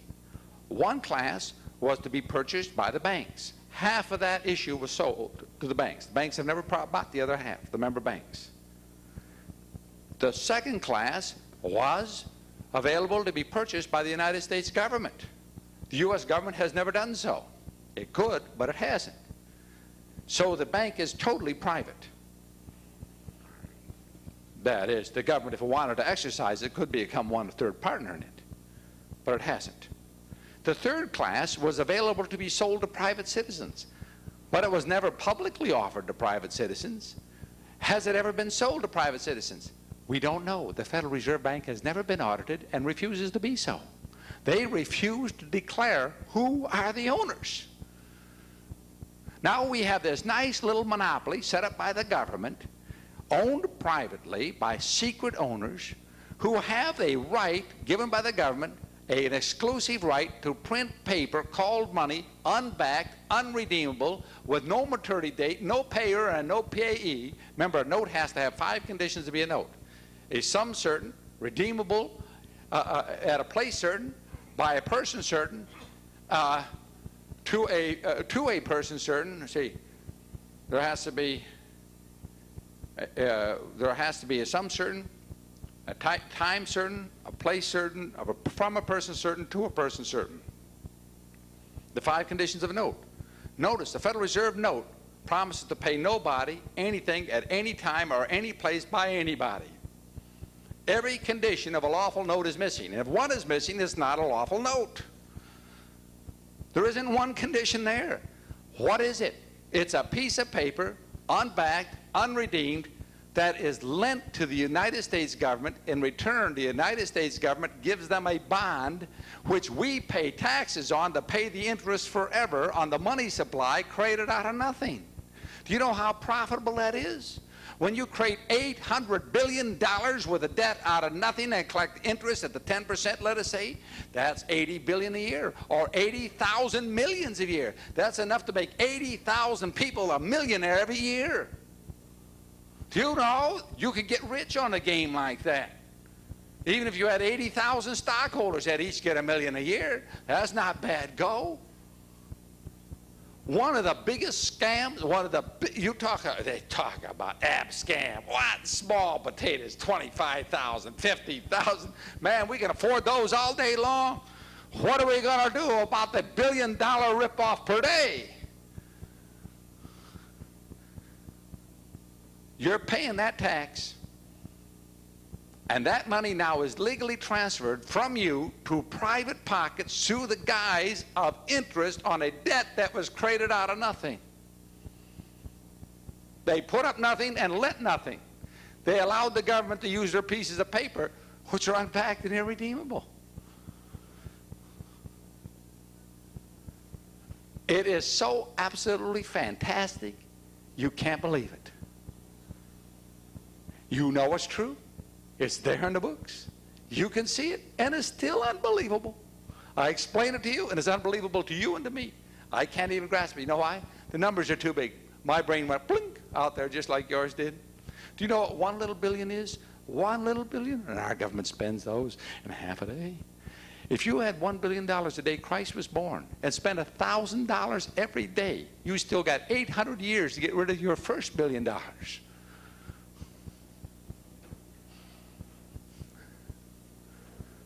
And they have a little 2 billion or 4 billion project of this, a little uplifting thing of a couple billion here and a few billion there. All of the purpose of those things is not to uplift the downtrodden, but to create more debt, to transfer more interest from the public to the Central Committee of the elite corps. All lawful, all on the books, all done by contract, all under nice, due, payable bonds. Why didn't the government just print the money themselves? I mean, the Federal Reserve can print it out of nothing. Why couldn't the government print it themselves? Why can't the Treasury do it? That's what it used to do. Well, if the Treasury did it, then there would be no bonds and no debt. There'd be no interest payments to the private hands. The government could easily print their own money and save all the interest. But the government is not controlled by you or me, but by the people in the Federal Reserve. The government is their agency. The amount of money we're talking about, presidents cost 8 to 10 million. They're cheap. You know, it only takes about 200,000 to buy a senator or congressman. What does it cost when we're talking about $80 billion a year? What percentage does it take for the expenses of buying a Congress? We have the best Congress money can buy.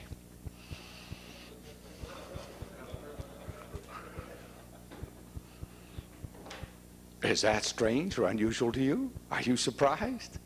There's too much in there to leave those things in the hands of you plebeians, you proletariat. You were to think that going down to that little booth and pulling a little lever, that you're determining the affairs and the economy and the prosperity and the future of this country. If you're that naive, there's no hope for you.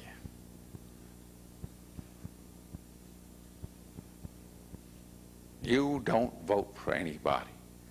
I was telling 2 or 3 years ago, Reagan was going to be the next president. Why? Because Time magazine was giving him fair coverage. That tells me Reagan's the boy. If he hadn't been picked, he would never got coverage. All they have to do is make sure he doesn't win, is give him no coverage. All of a sudden, all the media is giving reasonable coverage to this fella. Hey, been chosen. He's in. Here, let's take a look at the election before. You could tell a year before Carter was the man. How could you tell? Time magazine put him on the cover 5 times. And the first time they put him on, they made him look just like John Kennedy.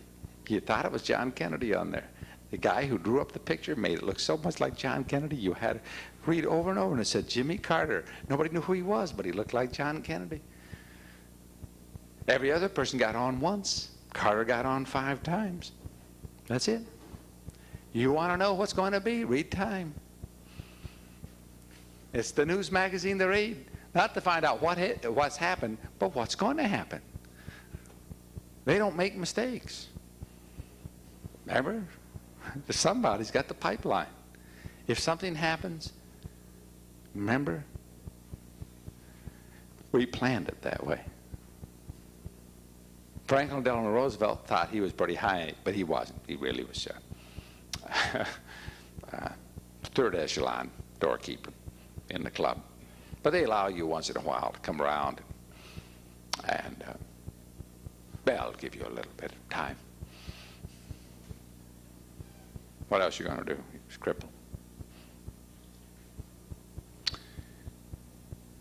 There's nothing much to do under the sun. Let's go back and look at the money. 1920s. 1925, 26, 27, the Federal Reserve started their first real money game. Up until this, they've been playing it kind of cautious. They hadn't really got the feel of this. Now they had 10 years of experience, and people were used to seeing this funny stuff. So now they decided to play the round one of the milk game. What they did is start to bid up the stocks. And they bid these stocks up, and up they were going. You know what happens? I've watched this in silver. I've watched it in gold. I've watched this game played over and over and over again. And when I see the game is really going to be played, I get on ride a little myself, you know. No use not making a few bucks when you can obviously see it's coming. But anyway, I've never lost. I've always won. Because I understand the market doesn't move. It moves when the plan is. It's all been predetermined. If you can figure the plan, then you can ride with them. You don't ride against them, you ride with them. Anyway, all of a sudden these guys are all starting to bid up the stocks. You start out bidding the stocks up a little, you know, buying up, buy up margin, you know, up limit for a few days. Pretty soon the little guys are sitting there watching, hey, look at that, taking off. And then you go and buy a little. Let's try a little try. And they get in it and they start making easy money. And pretty soon they're doubling up, 10% down, margin for the 90, right? Doubling up, and they're getting bigger and bigger holdings. But look, they're making millions. Every time that moves up, their margin 10%, with a 10% rise, they've doubled their money. If you haven't figured that out, just play a little while, you'll find out. But the opposite happens when it comes down. Dropping 10% wipes out 100% of your money. It's great on the upswing, and it's disaster on the down. But for 4 years, it kept going up and up and up, and everybody's talking, and all the advisors and all the experts are going forever, that there's no end, there is no horizon, there is going forever. Hey? In March 1929, there's a little meeting in New York. After that meeting, Bernard Baruch sells out, the Rockefellers sell out, the Kennedys sell out, all of the big bankers sell out. The big people were out by August. Then the Federal Reserve cut the money supply, reduced the money supply 4 times in a month, with 4 drastic reductions of the money supply. Then one day in October, all of the banks called all of their loans on all their margins at the same minute. Every bank on the money desk, and these were call loans, callable on demand. All these people had their stock out there on margin, borrowing 90%, had to pay off now. Well, they went to the banks, and the banks weren't lending, they were calling. They run to the market, and everybody's trying to sell. Who can buy? The banks had shut the money off. The call desks were closed. The money desk shut down. Bam, they shut all the money on the money desk. And all these people are running around trying to sell because they had to sell 10% down and they were wiped out. All of the people who weren't on the inside were gone. Now, let's take a look. Bernard Baruch, that great advisor to the presidents, right? Bernard Baruch in 1914 financed the campaign of the first time and the only twice he ever financed a political campaign. He financed Woodrow Wilson for the presidency. Woodrow Wilson, he kept us out of war, made Bernard Baruch head of war production. Bernard Baruch put 11,000 millions in contracts through his own company, keeping us out of that war. 11,000 millions. He paid 1.5 for the president. Now that's, billion, 11,000 millions, 11 billion, 11,000 millions. He paid 1.5 million for the campaign. That's a good return. You figure out what the markup is on that. Hey, you could become a rich man. Bernard Baruch in 1932, after the crash took place, you see, that was just the first crash. Crash number 2. Franklin Delano Roosevelt ran for the presidency. And after he was elected and before he took office, Bernard Baruch told the son-in-law, Franklin Delano Roosevelt, that he had bought 5/16 of all the world's silver. And he bought it for 10% down. That's 1/3 of all the silver in the world. That's a lot of silver. And Curtis Daw was amazed. Why silver? He says, you'll see. The first act of President Roosevelt, as he took office, was to double the price of silver to help out Western miners. Do you know what Bernard Baruch made? 500% markup and 1/3 of the world's silver. You know, you could get rich. That little presidency only cost him $2.5 million. Hey, you see the name of the game? This is great stuff. Now, Bernard Baruch and the boys now pulled another one. They had old Franklin in the White House there, and Franklin every day started moving the price of gold up and down, up and down, up and down, up and down, to where nobody knew where it was going to be. Since all contracts that were made were payable in gold, we're still under gold contracts and gold obligations. Nobody could lend in 1933 for a simple reason. They didn't know what they were going to get paid back in. So all lenders had to say, wait a minute, we're going to stop until the gold price settles down. But it didn't settle down. Roosevelt moved it every day, up or down. He got in the morning, he said, oh, let's make it $26. Let's make it 23 today. Let's make it 29 today. Oh, I feel like a good drop this morning. He just made it up at breakfast and popped a new number, and that was it. The chaos in the money market was so bad that all the money dried up. Then he goes on the radio and says the bankers won't lend, the finances have been dried up, we now have to have national emergency, and declares a bank holiday. Now, before he did that, he pulled another little game. This was even slicker. He asked the American people, because of the crisis and the emergency, to come and lend the government their gold on his receipt and promised to return them their gold in 90 days and give them their gold back.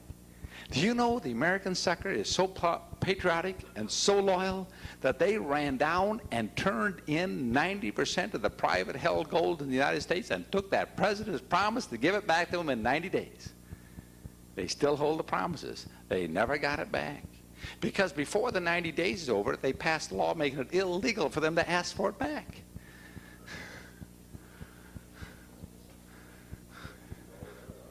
Pardon? Paper dollars. They couldn't get their gold back. Do you think they would have turned their gold in if they had outlawed it first and then said turn it in? They would have never seen any of it. They tricked the American people into turning in their gold. Now, once they got them tricked into turning in their gold, now they pulled another little game. They bought that gold at 19 an ounce. The banks did.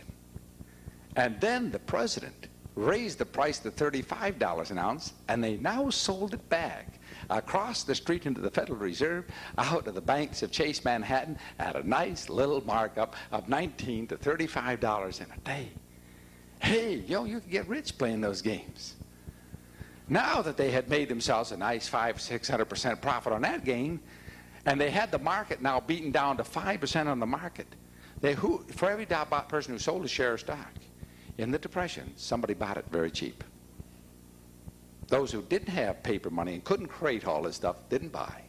The people who had now the monopoly of creating money out of nothing could buy all of it. They bought America's wealth. For everybody who lost in that Depression, they said everybody lost in the Depression. No, for everybody who lost $1, somebody made one. Everybody who lost, somebody gained. Everything got transferred from somebody to somebody. It's like in a poker game. In the old days, I used to play poker. I haven't played poker in not that long, 30 years anyway. But I noticed one thing about a poker game. You go there and play poker all night, and everybody went out a loser. I'm down 15 bucks. I dropped another 10. I must be 35 down. There's no winners at a poker game. I'm going to tell you, somebody won. He's not talking. Somebody's been slipping the money off that table in their pocket all night. Somebody's been constantly cashing chips. Right? Yes, for everybody who lost, somebody gained. You think the money isn't made and all? Look, where's money? In every catastrophe, money is to be made for those people who understand that catastrophe and are on the right side of it. There is no bad times that there isn't great money to be made. You see, you can make as much in a falling market by going short as you can make in a rising market by going long. In fact, more. The one thing you need to do this is you must have fluctuation. The more waves and the bigger the waves, if you know where they are, the bigger you make. So now the Federal Reserve, you see at first, what had they done? They made paper money, but they backed it with gold. It was treasury. Then we have Federal Reserve money, but it was backed by gold and fully redeemable. Wow, people got used to that. That looks good, doesn't it, huh? I can go down and get my gold anytime I want it. Then they decide after a while, when you get used to paper, we don't need to keep really the gold. We'll keep half the gold. We can now issue twice as much of this. And then 4 times, 25% reserves. In 1968, they said, let's quit the hoax. We haven't got 25%. There isn't anything. We abandoned any even pretense to even having any. The papers say payable on demand. Pretty soon that line just disappears. It just says $20. It doesn't say anything else. $20 what? 20 in what? What is this as a note? A note is redeemable. It's something. A note is a call on something else. A call on what? Well, on services and labor. Whose services and labor? The guy who issued it? He's not going to give any services and labor. They printed it back, the redeemable on nothing. Now, I'll give you one example. Talk about economics. Let's go back to France. After the French Revolution of 1789, all these good liberals and uplifters of the downtrodden decided to build the perfect communist utopia. And so what they did is have all their wonderful projects, and they plunged right into them, all of their dream schemes of solving the world's problems. But it took money. So what they did is they went out and seized the Catholic Church lands, which was quite a considerable amount of lands in France. And once they had seized these lands, they issued paper money secured by the church lands as collateral. Well, the stuff turned out to be pretty good. Well, it was so good, and of course the government soon spent it all up, this paper money. Well, it worked last time. They issued a second issue on the same land. You know what happened? Prices rose. For some reason, the Franciscans fell on the market. The signals. Well, when the prices rose, it took more of this paper money to do their wonderful schemes. So they issued a third issue, and a fourth issue, and a fifth issue, and a sixth issue, and a seventh issue, and the government really started printing all this nice good stuff, just as good as paper as before, backed by those nice good lands. The only trouble is there was more and more pieces of paper against the same lands. And prices went on, just started going up. So what they did is say, prices really haven't risen up 800%, but only 300%. It is 3 cents to the gold louis, the gold coin of the monarchy. In order to make this thing appear to be so, because this is the way socialists always believe, they believe they're God, and if they declare it to be so, it must be so. They passed a law. They passed a law to say this is good money. And if they pass a law that says it's good money, and you got to take it, it's got to be good money, we are the law. And how could we be wrong? We did it in our wisdom, didn't we? Isn't that the argument? Well, their wisdom, the French people didn't quite understand that. So when they would say the price is 3 to 1 to the louis, well, the price is when you wanted to go buy a louis was 15 to 1. Well, that was an embarrassment. So the government did the natural thing. They outlawed the gold louis, obviously. They made it illegal to have them. If you didn't have them, you wouldn't know how much the inflation took place, would you? And therefore, you could actually believe in the faith, and all we need is faith in these pieces of paper. If everybody believed they were good, they're good, aren't they? It's only a matter of faith. No, it isn't. It's a matter of quantity. If you increase the quantity, the price falls. The price of money falls in the market because the quantity is increased. Simple, like anything else. You dump 3 times as many potatoes on the market, the price of potatoes fall. You dump 3 times as much paper money on the market, the price of paper money falls. It's called inflation. You know, you could figure that out if you hadn't been to school. So what happens?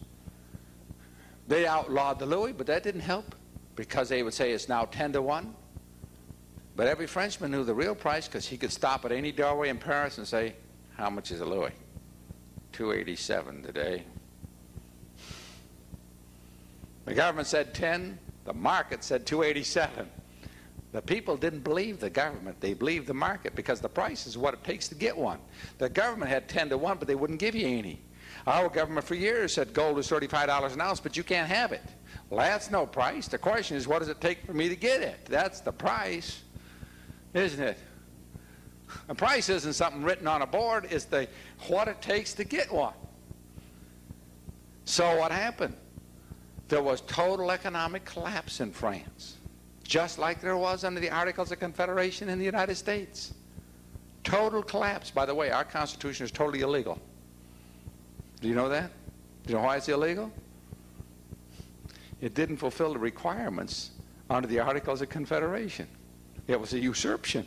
These guys just scrapped this thing without any legal authority and said, we're going to start over again. We blew it, fellas. But they had no legal authority for that. They would have to go and had every state agree under the Articles of Confederation to an amendment. And they didn't do that.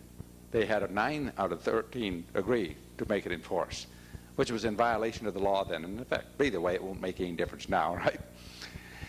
Now, watch what happened. When you have economic chaos, when you have the blood in the streets, when you have financial collapse, you have a condition in which a man on a white horse rides in, and if he looks like he can solve this problem, if he is the devil himself, the people will rally to him. As Napoleon says, the crown was in the gutter. I merely picked it up. He picked up the crown, and with a whiff of grape shot, he brought a semblance of order in the chaos, protected the Parliament long enough to walk in and to seize power. He was a captain, 23 years old, young kid. He took the show with a whiff of grape shot. What did he do? What did he do to gain power and to seize and hold power? He declared that France from henceforth pays all bills in gold and will receive in gold. All foreign commerce will be paid for all imports in gold, and all exports will be paid for in gold. You know what happened? France came from economic collapse to a runaway boom in prosperity in a matter of months. The French people worshipped Napoleon. Why? He brought them out of starvation to prosperity. Everybody had gold coins. He took away the outlawing of gold. He gave them gold, paid in gold. And what happened? England was now in financial trouble because England was running on the funny money game. And France started having hard money. And England fought for the next 20 years to destroy the hard money, until they put that guy down at Waterloo who dared give people an honest money. You know what brought Adolf Hitler to power? Runaway inflation. Hitler promised the hard money. Gold. And the people had been in a depression 10 years before we got there. They were ready for anybody. Anybody who could get them Wiener Schnitzels and sauerkraut on that table. And they looked around at all the pansies, and they said about one thing about this Hitler: he's a tough guy, he's going to do it. And he shot a few people, he ran a few by the end of the ground one day, you know, and he had a night of extermination, and they all said, well, he had to do it. Had to do it. We're in trouble. And only a strong man could do it. And I'm going to tell you what's going to happen in this country. We're ready for an economic collapse. There is panic now in the streets. There is civil unrest. There is disobedience. There are people no longer have the respect for the law, for the taxing law, for the authority of this country, because they have been taxed, they've had inflation, and more people, like the 3,500 people in Flint, are saying, I'm withdrawing. No, I'm not paying. And you're going to see more and more the government cannot prosecute and put 3,500 in jail. And they don't get put in jail, there's going to be another 3,500 and another 3,500 and another 3,500, and it's going to multiply and snowball on them. And they got trouble, real trouble. The people in this country are in trouble. They have higher unemployment. Their wages are, those are working are not going up as fast as inflation. Their debts, their interest rates are going up that they cannot pay. Even here they're having a drop in their real wages with rising interest rates. They cannot make it. They cannot make it. And when that guy gets pushed to that wall hard enough, that American citizen gets to be a pretty hard, nasty nut when he gets shoved hard enough, and they're getting shoved. And there's nothing on the horizon that looks like it's going to relieve this situation. There may be a temporary little relief, but the basic problem of massive doses of money to solve social problems is not going to be reversed in the foreseeable future. And what this means is that in every time, every nation is turned to paper money, and paper money is the solution of their problems, have ended up in economic collapse. And every time you've had a collapse of the monetary system, you have had a total alteration of the government. There will be a coup d'etat. There will be a junta. There will be a new regime. That regime will survive if it can solve that problem with the most powerful and iron, ruthless means. And if it fails to do so, it will be replaced with a tougher junta that will.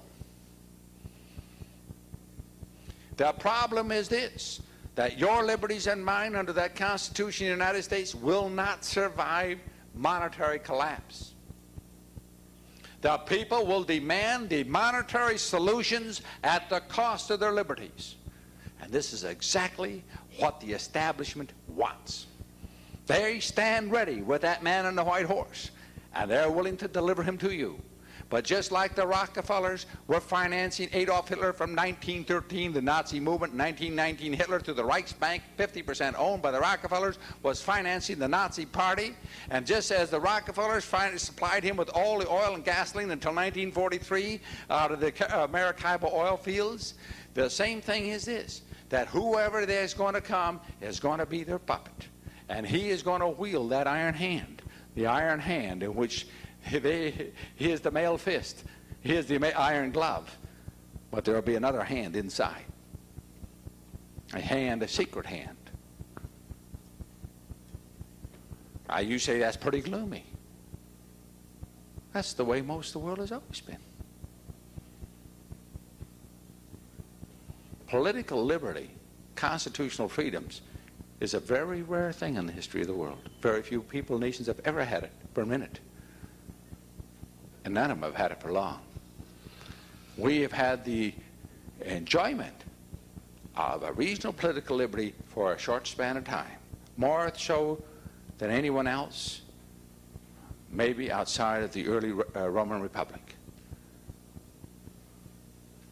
And I personally do not see our system surviving. It cannot survive without tremendous changes in the government concept of expenditures, a tremendous reduction in the giveaway programs. I'm not talking about this little token thing. I'm talking about a 50-70% reduction of government. How could you say it could be done? Let me just say here, I don't know, I don't think it can be done, but if it could be done, people say, well, what would you cut out? Well, I'll put that in. I've never done this before, but just a little speculation. One, I would call all employees of the United States government, military or otherwise, to the territorial 50 states. And no one employed by the government would be paid or allowed to leave those 50 states. I would declare our military policy to the world. Now, whatever happens in the rest of the world is not our business. If it happens in this hemisphere, you're going to get it. I would reinstate the Monroe Doctrine. I would close every overseas military base, every foreign embassy, and tell all the embassies here to go home, and to bring all of ours home, bring all of our employees, our advisors, our administrators, our negotiators, the whole shoot match. Bring them home and tell the United States to go, United Nations to get out. And say, we're going to go our show, and you right now would save enough money to repeal the income tax on that one alone. And the dollar would bolster on the foreign markets as our balance of trade, our balance of payments would now go so far into black that the yen would be in such trouble the Japanese would be trying to survive. And that would happen in a week's time. Our government has no authority to be meddling in every other country. If we have any problem with another country, we can pick up a telephone. We don't need to have this whole entourage of bozers sitting over there. Are all of our meddlers all over the world? And declare to all the world, we're not meddling in your affairs. Don't meddle in ours. Now, you got a problem? Solve it. You can't solve it, that's your problem. No, we can't win your liberty for you. You got to win it for yourself. Wouldn't that be a nice one? Let's turn domestic now that we solved all the foreign problems. And we've solved most of our monetary problems. That's nice and simple. The next thing I would do is print the new money, only I would change the ink a little bit, and it would say United States Treasury instead of Federal Reserve notes. And we tell the Federal Reserve that they have to redeem all of their notes in Treasury notes. This would mean that the Federal Reserve would have to bring the bonds back, cash them in U.S. Treasury notes in order to pay off the people who bring in their Federal Reserve notes. This would now reduce the debt of the United States by the total amount of outstanding currency. Hey, that would cut the interest with a nice big hunk right there, wouldn't it? And cost nothing, since we got to continue to replace the currency all the time anyway. We just put a new picture on it. And you don't even have to back it at this time. You can still run confetti, but U.S. confetti, no interest on it. That would be simple, except you'd be shot. It's the biggest game going of the boys. The funny money game. All right, now what we do the next one?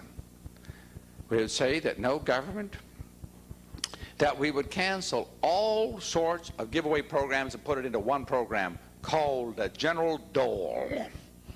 That is cancel Social Security, cancel unemployment compensation, cancel ADC, cancel chicken pox relief fund, every one of the 10,000. Do you realize that in 1930 the U.S. Code was this big?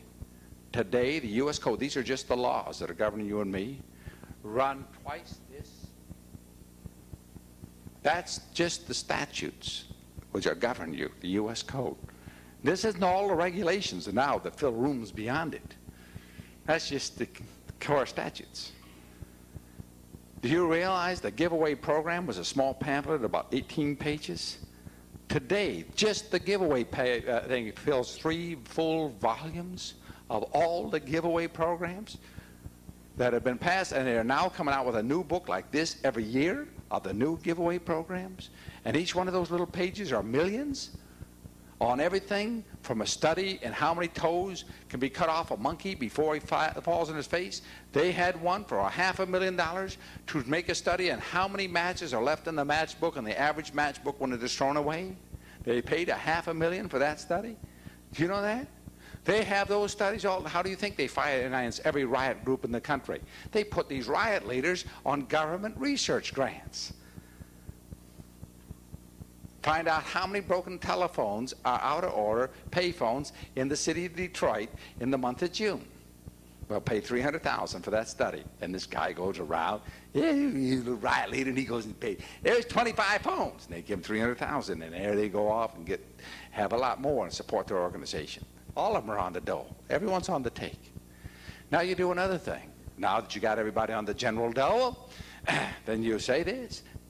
This way they couldn't be on 10 at once. You only got one. Everybody who's on the dole, you will come down to this compound and check in every day for 8 hours and sit on the bench.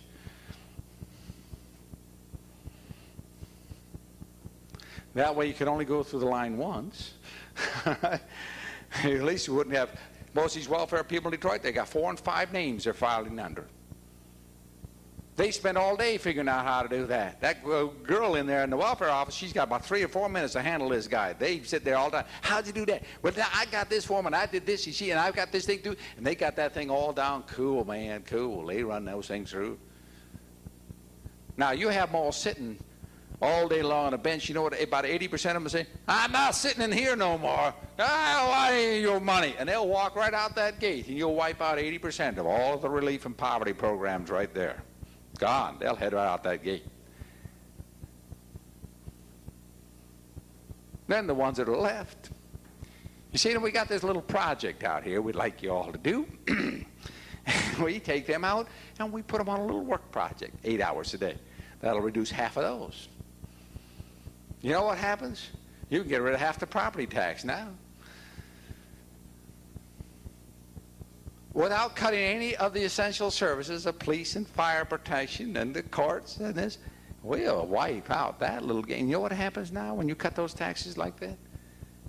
You see, the people, one, got money. Two, the interest rates fall. Three, sales go up. Four, unemployment falls down. Five, people want to run their business more because they can take more of it home. Today, the average guy says, it isn't worth the candle. I'm making enough. I'm not going to do any more.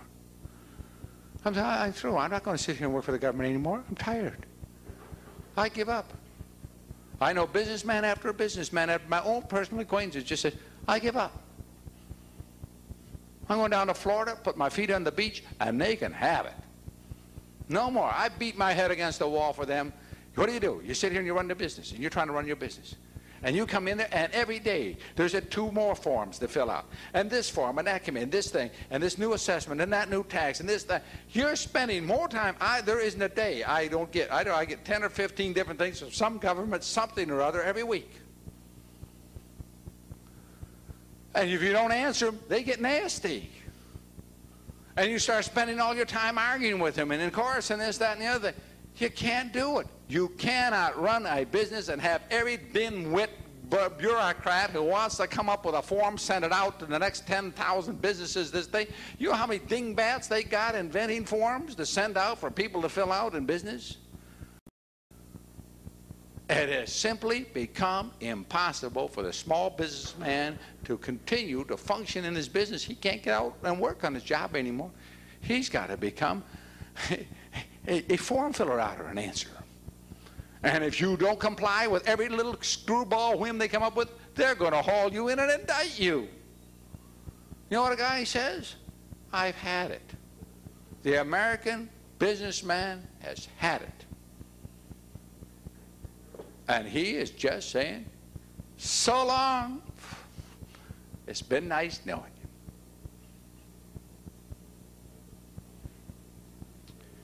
The system is falling apart because the people are revolting.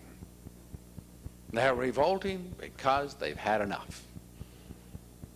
And these people aren't necessarily criminals. They don't mean. They want to work. They would like to produce. They would like to be good citizens, but the government has not given them the opportunity. The government is so oppressing them. You know, in my business, I am just so worn out with the government forms. I don't care anymore.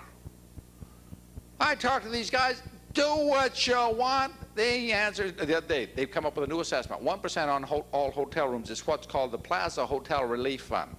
They built this big 70-story hotel in downtown Detroit, multi-million. They lost 35 million last year. You see, 35 million loss, 23% occupancy in this great big glass column thing that they built. And so they have decided that they need lots of money to go out and get lots of conventions to come to Detroit to fill up the Plaza Hotel. Meeting, they had this big meeting of the owners, estate, and all of them there, and I got up in this meeting. I says, gentlemen, I would like to say one thing. And they said, what is that, Mr. Crane? No, no, no now, no next week, no next month, no forever. Put me in jail? The answer is no. I will sit there forever. No, never, no. And everybody got up and said, we're with you. You know? And I said, that's the answer to you, 1% to pay that, bail that business out. You had no business buying that. What did you build it with? You built it with other people's money. Why? You wouldn't have put your money into a white elephant like that, neither would I. I didn't ask you to put a nickel in mine. I'm not putting a nickel in yours. Who do you think you are to go down and get a relief bill telling I got to give 1% of my gross to you? These guys believe anything they want to do. I said, I'll see you in court. And if I can't win in court, that's all right. I'll lose in court.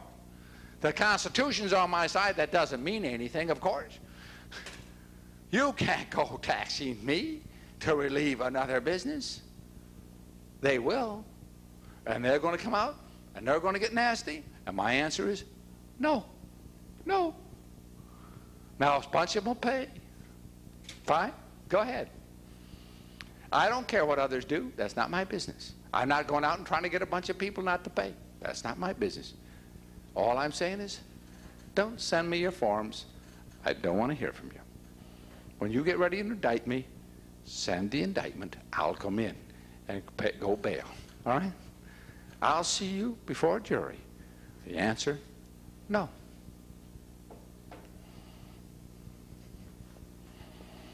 Now, either they're going to quit this game or the system's going under.